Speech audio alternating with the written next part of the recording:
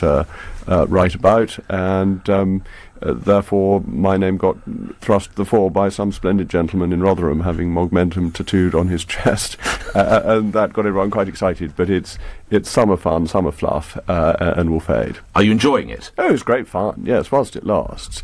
And of course it gives me the opportunity to come on programmes like this, and we will discuss political views and Brexit and things like that.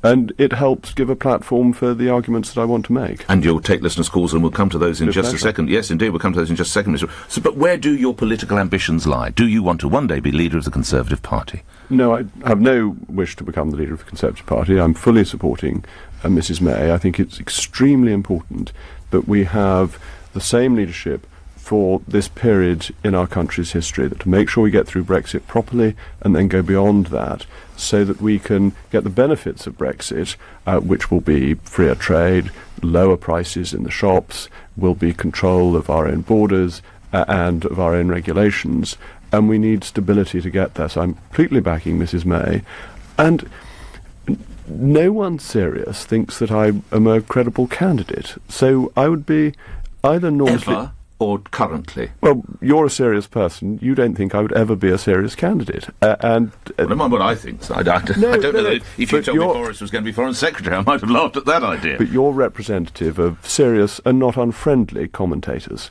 And I think that's the right view. I share that view. OK. You mentioned control of our borders once we're in a post-Brexit Britain. There does seem to be a degree of concern, doubt, trepidation about how they will actually be put into place. Do you have an idea? I'm concerned about the efficiency of the Home Office to take control of our borders, that if you look at figures on deportations, there are a number of people waiting deportation, that it doesn't seem to be an efficient and smooth process. There were complaints over the summer about some delays for people getting back into the country. The target for UK citizens getting back into the country is there shouldn't be any more than a 25-minute wait. Well, Tesco's does a good deal better in getting people through their queues. And I think the basic level of service that is provided is not good enough. And I find that some constituents have dealings with the Home Office in relation to immigration office policies is not as good as it ought to be. So my concern is not that we can't come up with a wonderful policy, which I think is pretty easy, but whether we can implement it. And I think that's going to be a real challenge for the government. Let's go to some of the calls. That's what you're here for. Mr. Rees-Mogg, first up is Gary in Glasgow, and you're through to Jacob Rees-Mogg. Go ahead, Gary. Yeah, good morning, Jacob. Good morning. Can I ask you, do you support the return of secular schools that were replaced in the 19th century by what is now an explosion of various publicly funded faith schools promoting a range of religious beliefs that can't all be true, can they, Jacob? Well, I believe that parents should have choice about where they send their children to school. I think that's important. I think parents make much better choices for their children than bureaucrats in Whitehall do, and that if parents want a religious education for their children, that is something they ought to be allowed to choose. I'd also note that some religious schools, particularly the Anglican and the Catholic schools, get some of the best results of any schools in the country, and that is something which we should be pleased about. Well, all parents want good schools, but have we got to fund special busing of pupils to non-religious schools because there isn't a non-religious school in their area? Well, in North East Somerset, the council used to fund taking children to the religious school of their choice, and they stopped doing that. So the issue of busing is a matter for local councils, and they have different policies across the country. So overall in faith schools, Mr. Rees-Mogg, you support the idea? I support the idea of faith schools. Even though we've had some issues in cities such as Birmingham, where Islamic schools have become a little detached from the mainstream curriculum? That is a matter of regulation, of inspection, of ensuring that things are done within the normal laws of the land and within the guidelines set down by the Department of Education. But to get rid of the enormously high-achieving Church of England and Catholic schools, and indeed Jewish schools, yes. Because there are some schools that are go a bit further than perhaps is proper, is completely the wrong way around. You want to deal with the problem, not schools that are doing well. But, I mean, you benefited from a great education and from informed parents, and that's fantastic. But in some instances, how healthy is it that a group of Jewish children only grew up with other Jewish children, or Catholic children, or Muslim children? How healthy is that in some inner-city areas? Well, isn't it for their parents to decide? Surely we sitting in here just off Leicester Square should not be deciding how parents bring up their children. But are all parents responsible enough to make those decisions? Oh, come on. Once you start saying the state can be more responsible than the individual, where do you draw the line? I mean, this is what's going on in Scotland, where they want to have a state-appointed person for every child in Scotland. That's the SNP's policy. And that seems to me deeply sinister. I believe parents have the primary responsibility, and the state should only step in if parents are incapable or are actually a risk to their children. So what about a set of parents who want to send their 6-year-old boy to school in a dress? Well, as it happens, I think that is a choice for the parents, and the school should be as accommodating as possible. And the Christian parents of another boy in that class who take the boy out of that school and are going to sue the school as a result? Well, we'll have to see what happens with the legal action, but I do think parents are entitled to home educate. That can be very successful, and I think is a sensible right to allow parents to have. So both sets of parents are ineffectively... I mean, you would devolve a lot of power to the parents. I would indeed. I don't know the details of that case. Well, as broadly as I say, a 6-year-old boy goes to school in a dress sometimes, so a set of parents with a deep faith say, sorry, that's not for us, we're going to sue. I've read about the case, but with so many of these things, until you know all the details, it can be difficult to pass judgment from afar. But I think that's why parents are so much more likely to know better than I can know on their behalf. We've all tuned into your family. We all know about your children, and congratulations. Thank you. But you wouldn't have a problem if, I think it's 5 boys and 1 girl from memory. Right. Yes, if a pupil at one of your children's classes started dressing in the other gender. It wouldn't bother you at all? I doubt I'd notice, to be perfectly honest. What do you mean you wouldn't notice? If your son came home and said, Daddy, there's a boy sitting opposite me dressed if he told me, yes, I would notice then. But if I'm just dropping the children off at school, which I don't do the school run most often, it's normally done by my wife or nanny, but I don't think I would be inspecting the dress of the children going in. It wouldn't bother me. Okay. It's a matter for the boy's parents or the girl's parents. Roy's in Folkestone. You're through to Mr. Rees-Mogg. Go ahead, Roy. Good morning, sir. Hello, good morning. I'm a retired Royal Air Force veteran of 32 years. So God bless you, sir. Well, thank you for your service to the country. Well, 32 years at various dangerous places, and history tells me that we've had trouble with the Spanish Armada. Well, we won't go that far back. Can I move you to your actual question? I think it's about Europe. Is that right, Roy? Yes. What is your question, sir? What is your opinion about the United States of Europe? Oh, Roy, great question. It's the front page of one of the newspapers, the Daily Telegraph, today. I've been looking forward. Thank you very much indeed, Roy, for Mr. Rees-Mogg's A United States of Europe, Jean-Claude Juncker's goal. Well, I think The Sun has said this morning that the greatest recruiting sergeant for Brexit is neither the LBC broadcaster Nigel Farage nor Boris Johnson, but is Monsieur Jean-Claude Juncker. That I'm just so glad we're leaving and are getting out of the possibility of a United States of Europe, which has always been the plan of the Commission. But if you look at the response of senior European leaders to Monsieur Juncker, I think he's in cloud cuckoo land. I don't think there's any demand for this. And bear in mind, it's happening at a point when the Commission is not only dealing with Brexit, but it's also battling the Hungarian government and the Polish government. There are a lot of tensions within the EU, and I think a United States of Europe, I was about to say it's Mr. Juncker's dream, but it's everyone else's nightmare. How is Brexit going, though? Some people would point to the value of the pound falling against the euro and the dollar, consumer confidence falling, problems with housing, various other issues, all fuelled by Brexit. What is the reality? Well, the Treasury, just before the vote, said that if we voted to leave, just voted to leave, didn't leave, there would be an immediate rise in unemployment and sharp economic downturn. None of this has happened. If you heard Sir James Dyson on the radio earlier today, which you wouldn't have done because he was on a competitor channel, if confessed to such things existing, he was so positive about how his business is doing. Some businesses that for other reasons have not been doing well like to blame Brexit, but that's actually an excuse of poor management. You mentioned some of the Remain campaign. One of the key architects of the Remain campaign was George Osborne.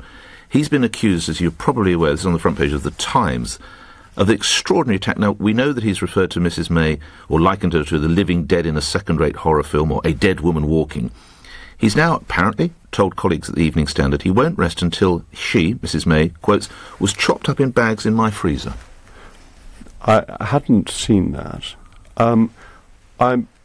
The sadness of George Osborne is that he is a formidably able man.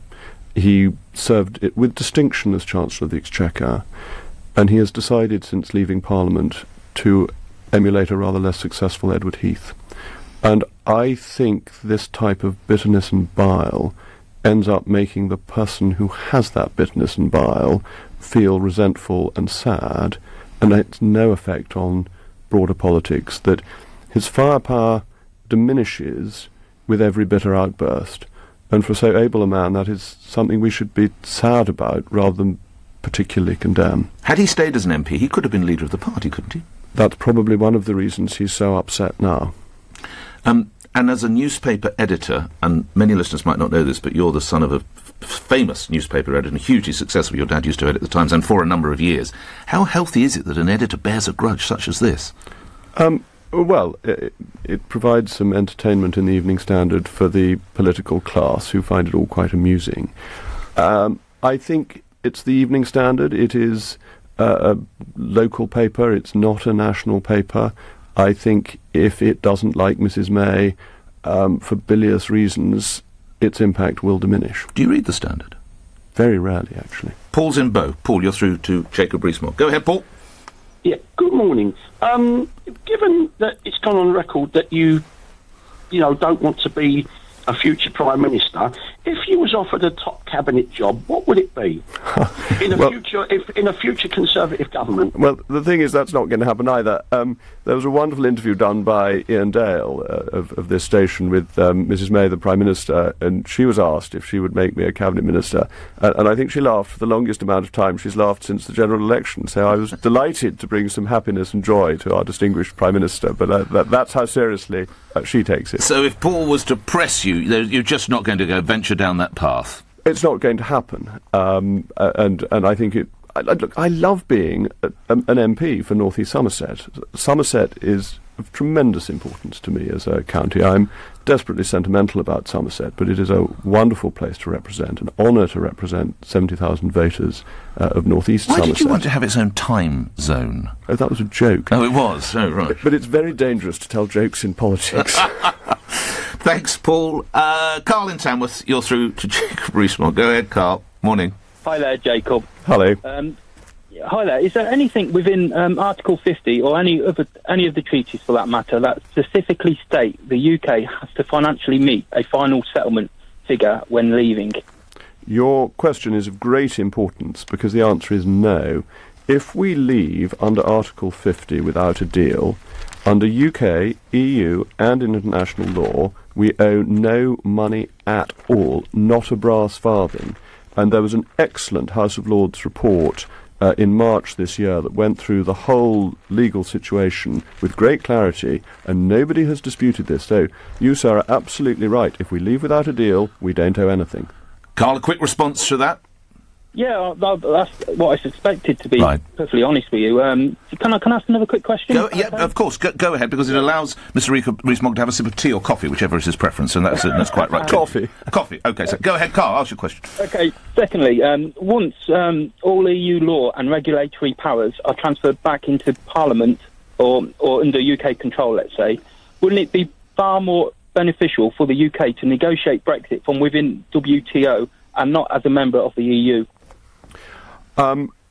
It depends on the way the deal is going. What I would be very against is what the EU wants us to do, which is that we should agree to pay them some money, and then once we've done that, and possibly even left, we should do a trade deal.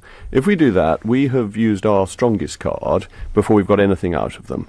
So any deal, I think, has to be comprehensive, but if we leave and pay no money, then our position to negotiate a free trade deal is good, because we import so much more from them than they do from us. Carl, thank you. Another question. David in Norwich, you're through to Jacob Rees-Mogg. Go ahead, David. Morning, sir. Good morning, sir. Privileged to speak to you both. Thank you. Question really, the mass of the silent majority in this country would ask, what would be your views still on the radical Islamifications that's spreading across Europe and into the UK, and what we should actually do here in the UK to actually deal with it? Well, I think we need intelligence. We need to ensure that MI5 and MI6 are fully funded so that we can track down extremists. We need to differentiate between the vast bulk of Muslims who are no threat to us, are good British citizens. And this was an issue Catholic faced in previous centuries. It was thought that no Catholic could be a proper patriotic Englishman. And that was an error. It was untrue. And I wouldn't want us to see us make the same error about the Muslim population today, but we have to get intelligence, we have to get understanding of the motivations, and we have to help defeat organisations like ISIS that are a threat to us. Quick response from you, David, before I move on. No, I fully agree, Okay. but would that mean strengthening border controls and checking people actually coming into this country? I think we should check people both in and out so that we have a vague idea of who's here. To the emails, thank you for that, David. To the emails for a couple of questions, Mr. Rees-Mogg. Graham and Bushy, credit to you, you've been honest and open about your religious beliefs. Tim Farron was not. Should MPs be more honest about this? People have to make their own choice. It's easy for me because I'm backbench MP and I'm answerable to the people of North East Somerset. I'm not the leader of a party and therefore I'm not subject to those particular strains. But the line, what profiteth a man to gain the whole world but lose his soul, applies to politicians as much as to anybody else. The candour you showed in that television interview earned some fairly hard-hitting comments and articles in some of the newspapers. Does it ever wound you? No.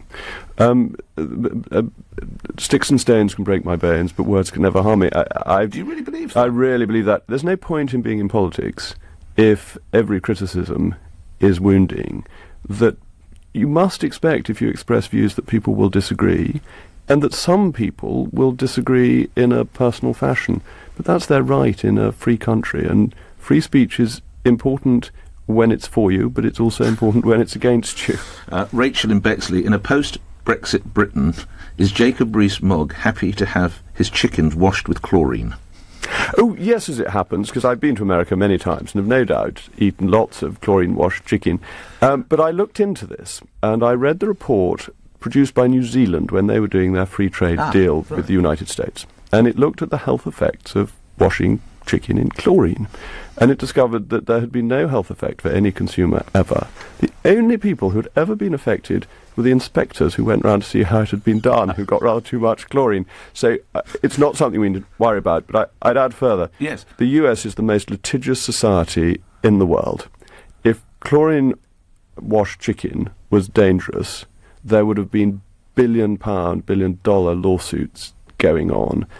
US regulations are very high, and I quite like the idea of the germs on chickens being killed. I think that's broadly a good idea. Niall in Bristol, you're through to Jacob Rees-Mogg. Good morning. Good morning. My question is about Northern Ireland and the border and what Mr. Mogg sees happening there and how that can be resolved in a way that will suit everybody, because it's a very fragile place. How do we have a border in Northern... Or do we have a hard border? Jacob Rees-Mogg. Well, I think we simply say we're not going to have a border, and we don't put one up. You see, once we've left the European Union, we no longer have to do what the European Union tells us. But this is where we literally face with the European Union. Well, then we leave the European Union to say the Republic of Ireland must put in a border. And the Republic of Ireland will say no. Right. And they can take the Republic of Ireland to the European Court of Justice. And they can get the European Court of Justice to fine the Republic of Ireland for not putting in a border. But you just let them try. And if you really think the Republic of Ireland will, of its own volition, even under orders from the great Monsieur Juncker, build a wall, I think you've got another thing coming. And we have no obligation to impose any border at all. And to be perfectly honest, if a little bit of Guinness is smuggled over the border, I don't mind. About people? People aren't a problem at all, because to work in this country, your employer has to check your status. To rent a property, likewise. To open a bank account, they want to see your passport. Those checks aren't at the border. If you want to come in illegally and overstay your permit, come via Heathrow. But you're for a robust border at Calais, I would have thought. Dover and Calais. But if you come in via Heathrow, you can overstay your visitor pass easily. Right. So why would you go to the trouble of going into Dublin, across to Belfast? Because you're illegal. But if you're illegal, you come in on a tourist visa. But you're a terrorist. You have to get in to the Republic of Ireland from the first place. Yeah. And the Republic of Ireland is not willy-nilly letting in terrorists, and we've had a common travel zone with the Republic of Ireland long before we were a member of the European Union. So I don't think the border control issue is the problem it's been written up as. Quick response from you, Niall in Bristol. Back to you. I think it sounds like you're passing the realm of responsibility around, saying it's not our problem, it's Ireland's problem. But it is. It's the European Union's problem. We don't want a border. We're not going to put one in. Let them do it if they dare. Last line from you, Niall. I would say it sounds like you're either, like say, you either want Ireland to put in a border or you're happy for an open border with an EU country. I am happy for an open border with the Republic of Ireland. Perfectly frank on the point. Niall, thank you. Keith in Guildford. You're on the radio, Keith. Good morning. Good morning, Nick. And hello, sir. Good morning. What I just ask Mr. Mogg is how he feels about being in a government that has seen the introduction of food banks throughout our country, because people can't get by, and also the chronic housing shortage. And yes, of course, subsequent governments fallen down on that, but when it comes to these food banks, that's straight at the door of the Tories. And say the children now work in this country, not in Africa. When I grew up, they were working in Africa. Well, I don't agree with your analysis. Let me deal with housing, first of all, because that's very straightforward, and I'm in more agreement with you. On housing, there has been a desperate short of house building, now going back over decades, and we need to put that right. We need a large house building programme, and I think politicians of all parties accept that. On food banks predate the Conservative government, and crucially, the change that took place was that the Conservative government allowed Job Centre Plus to tell people that food banks existed, and the former Labour government would not tell them, and that was a policy decision to stop people knowing that there was help available. And I don't think the state can do everything. That it tries, and it provides a base of welfare that should allow people to make ends meet during the course of the week, but on some occasions that will not work. And to have charitable support given by people voluntarily to support their fellow citizens, I think is rather uplifting and shows what a good, compassionate country we are. And as I say, inevitably the state can't do everything. So I think that there is good within food banks, and the real reason for the rise in numbers is that people know that they're there, and Labour deliberately wouldn't tell them. So they choose to use food banks where perhaps they could shop themselves? No, I think they found that life was very tough beforehand. Right. And I think there is a need for some private charity on top of what the state provides. But what the government has presided over, it's always hard to say has done, because jobs aren't created by governments, they're created by businesses. It's created 3 million more jobs since 2010, and the best way out of poverty is through employment. We know that from... We have the terrible problems in the British Virgin Islands and Anguilla and elsewhere, and it's now revealed that the money that is needed, and we're talking tens of millions of pounds, cannot come out of the foreign aid budget. You're probably aware of this story. I am. Yes, your reaction to this? I think our foreign aid budget is lunatic. We spend money on the Ethiopian Spice Girls, all sorts of junk. We chuck money out of the door in November and December to meet this absurd, arbitrary target no other country tries to meet. We have a large deficit. I'm all in favour of this type of aid, of emergency aid, when countries are in trouble. And then it doesn't matter whether it's the British Virgin Islands or it's Bangladesh. It doesn't matter if we're helping in Italy when there's this sort of crisis. This is when the British people want to help a foreign country. But to have arbitrary targets and absurd regulations is pure tokenism of government and is not proper government policy. Why are prime ministers tied to this extraordinary level of spending, do you imagine? Well, I think it's popular with your listeners, but I don't think it is. It's not. It really is. I tried to filibuster the bill to put the 0.7% into law, and it was a filibuster that didn't work. So people have a go at me for filibustering from time to time. But on this, I think I was on the side of most of the British people. And lastly, a bit of a test. You'd expect this, Mr. No. Don't worry. Tests are impossible. You say you like chicken. Earlier this month, you told a gathering in the City of London's Gherkin Tower, reports the Times newspaper, paper close to your heart, that although you're a fan of the building, you're not a fan of having gherkins in your McDonald's quarter-pounders. That set me thinking. Jacob Rees-Mogg, what does a McDonald's quarter-pounder cost? Right, I haven't a clue, but I can tell you when I last had one. I last had one at the Tory Party conference 3 years ago. There was a very convenient walk-through from the conference centre to my hotel. I think Mrs. Rees-Mogg was less than impressed when I took her there for dinner. But as an occasion... You took her there for dinner? Well, we'd had quite a long day, and it was getting quite late, but we hadn't eaten. And I think for good, quick, and perfectly edible food, it's not bad, but I wouldn't want to give the impression that I'm a very regular customer. OK. A quarter-pounder with cheese, large fries and a strawberry milkshake is £5.59. But I don't like cheese on it either. So no, you don't have cheese? No cheese. No. All right.